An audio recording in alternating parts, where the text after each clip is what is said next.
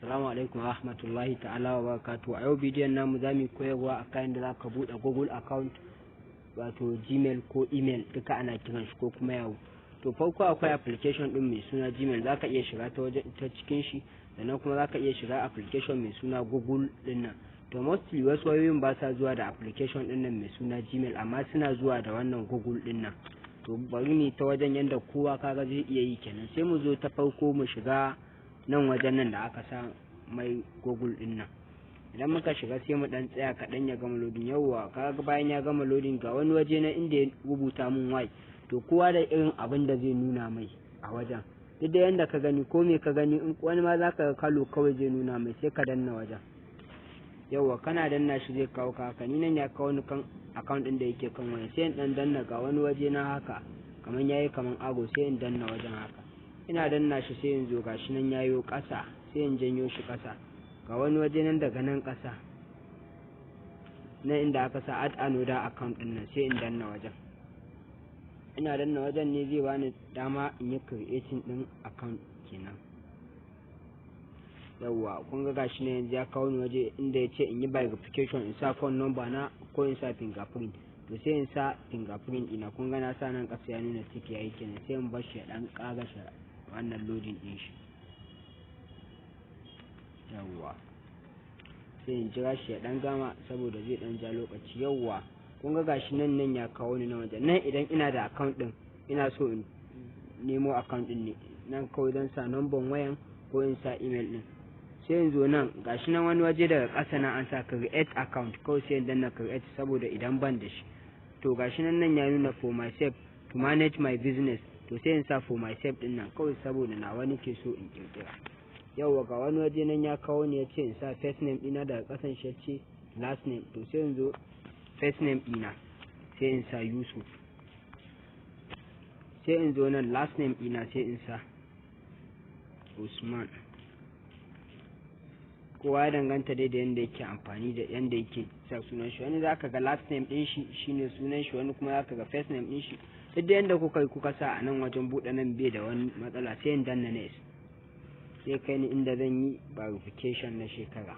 Yawa to kun ga yanzu nan sai in zo in sa shekara na, sai in zo ga month nan, sai in zaɓi month, sai in zo wani month ya kamata in sa, sai in sa ka sa normal shekarun ka kawai, bari in sa August. Duk yanda ma ko wani shekara zaka iya kawai ka sa daban, sai in sa August, in sa musu second. Sai in zo nan saboda in ka sa shekaru kaɗan, yanzu kamar in na sa 2020 haka shine shekaru 2021 shekaru na, to dole zai dan ban matsala, sai an yi linkin din da email din wani iyaye na haka, saboda ba za su bani in bude shi da rada nan. Sai yanzu kawai in sa kamar 2002 haka.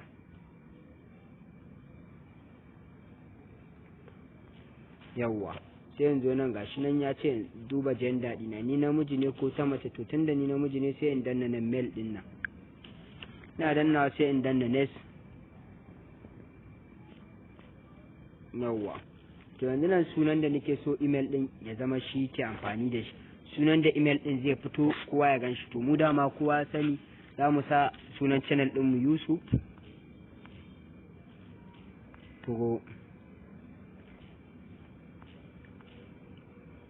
programming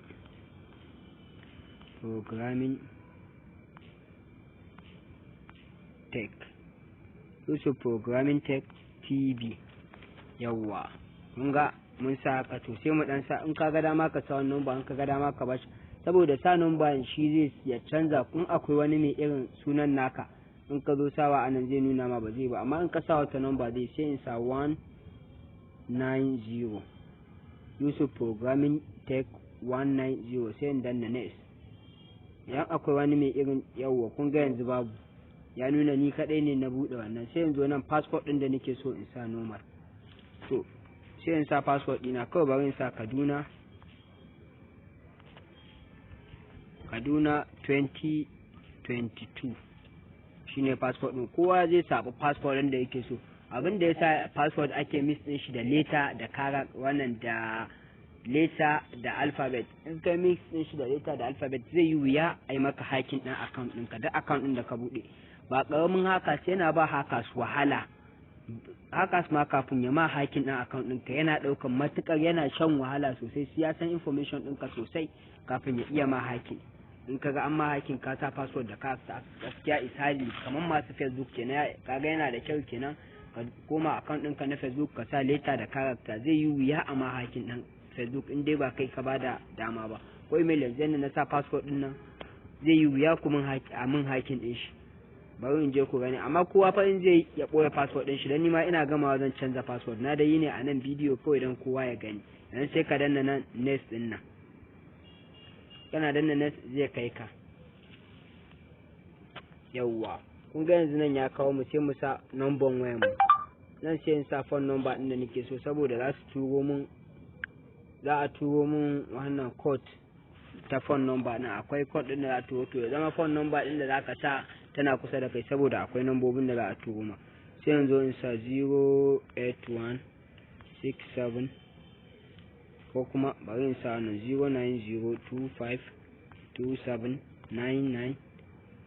09025279951 yawwa sai ka danna nan aro din nan sai ka bar shi tafi yana tafiya za a yawwa gashi nan sun sa ma enter code to yanzu nan za su turo yawwa kun ga mu sun turo mana ya hau direct kun gani gashi nan ya nuna sunan mu kun ga code din da aka turo mana to da yake amma muna da shi kawai a nan kan waya ne kun ga direct ya to yanzu kun ga direct mun bude email din mu gashi nan ya nuna mana Yusuf Programming Tech 190@gmail.com to shikenan yanzu ka hada email ɗinka kawai sai ka danna ne saka kaga ko yanzu ka fita kana da email zaka yi duk wani amfani da shi nan waje privacy ne wajen dai irin waye ba ruwanka da nan kawai sai ka dawo ka fita yanzu ka bude email address ɗinka yanzu a next bidiyon namu abin da ya sa muka haka za mu nuna muku yadda za ku yi applying ɗin nan Jigan Air Force inda kuna bibiyan mu a wannan YouTube channel namu mai suna Yusuf Programming Tech.